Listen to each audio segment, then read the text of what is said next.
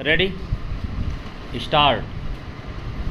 पश्चिम Asia में जारी संघर्ष का असर अब केवल तेल गैस और अन्य वस्तुओं की आपूर्ति प्रभावित होने तक सीमित नहीं रह गया है, बल्कि इससे समुद्र की पारिस्थितिकी पर भी खतरा मंडराने लगा है।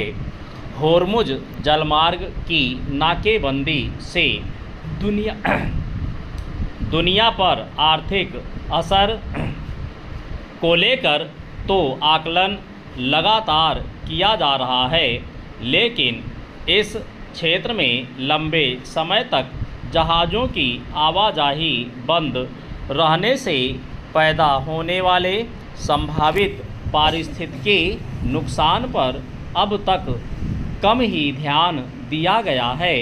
हाल में किए गए एक अध्ययन के मुताबिक बीती फरवरी से फारस की खाड़ी में खड़े 1,500 से अधिक वाणिज्यिक जहाज़ गंभीर पर्यावरणीय खतरा पैदा कर सकते हैं।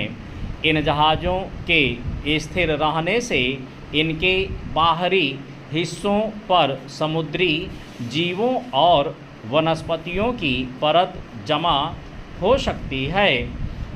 जब ये जहाज़ अलग अलग बंदरगाहों की ओर रवाना होंगे तो इनके साथ समुद्री जीव नए क्षेत्रों में पहुंच सकते हैं, जिससे जैव सुरक्षा के लिहाज से नया खतरा पैदा होने की आशंका है। यह अफसोसनाक है कि इस दोहरे खतरे से बेफिक्र होकर अमेरिका और ईरान अपनी अपनी जिद पर अड़े हैं।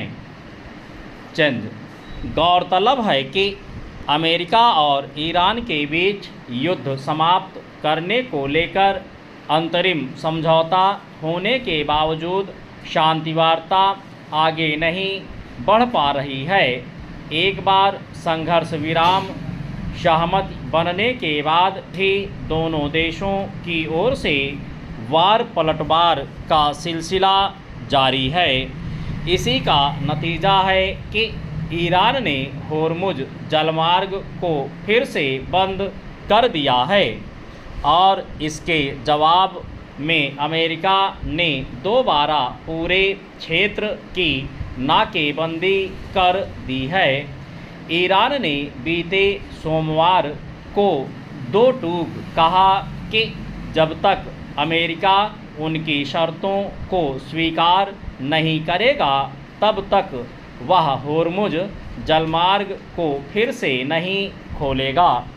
दरअसल ईरान चाहता है कि अमेरिका नाकेबंदी हटाए, युद्ध से हुए नुकसान के लिए मुआवजा दे, आर्थिक प्रतिबंध खत्म करे और उसके जब्त संपत्तियों को मुक्त करे।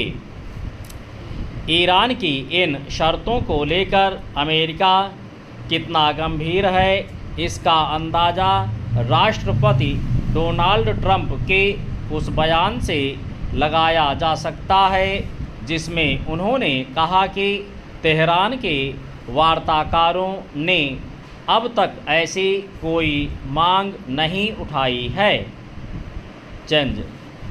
इसे विडंबना ही कहा जाएगा कि दोनों देशों के बीच तनाव और संघर्ष का सबसे ज़्यादा असर भारत समेत उन देशों को झेलना पड़ रहा है जिनका सीधे तौर पर इससे कोई संबंध नहीं है।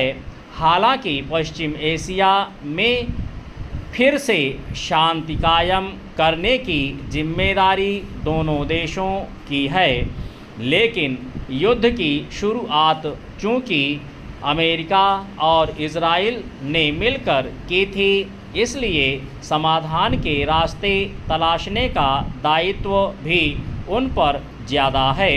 सवाल अब वैश्विक आपूर्ति श्रृंखला के बाधित होने से उपजे संकट का ही नहीं है बल्कि समुद्र के पर्यावरण का भी है।